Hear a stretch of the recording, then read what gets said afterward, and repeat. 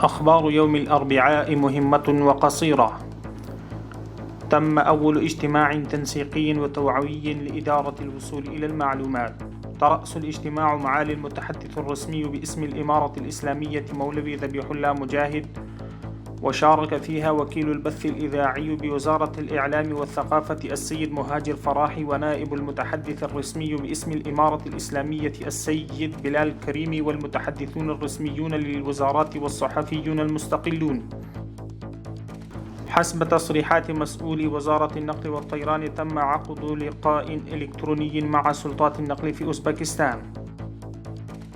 عقد اجتماع خاص في مقاطعة ساريبول برئاسة نائب رئيس الوزراء، وشارك حاكم المقاطعة ونائبه وقائد الشرطة ورئيس المخابرات ورئيس البلدية ورؤساء وممثلون آخرون من مختلف الوكالات فيها لمقاطعة ساريبول.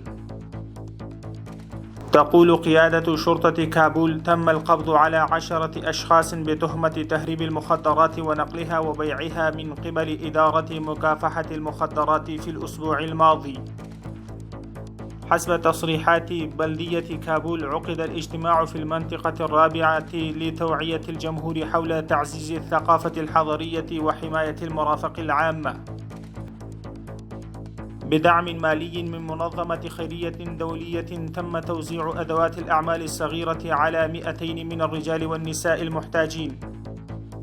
تم تنفيذ 5 مشاريع تنموية بتكلفة 17 مليون أفغاني في مقاطعة ميدان وارداك. حاكمة مقاطعة كابول يلتقي وفد كلية الشريعة بجامعة كابول. أكد حاكم مقاطعة كابول الشيخ محمد قاسم خالد في لقائه مع الوفد الإداري لكلية الشريعة بجامعة كابول على خلق المزيد من المرافق والتطورات في المجال العلمية والأكاديمية والجهود المشتركة والتعاون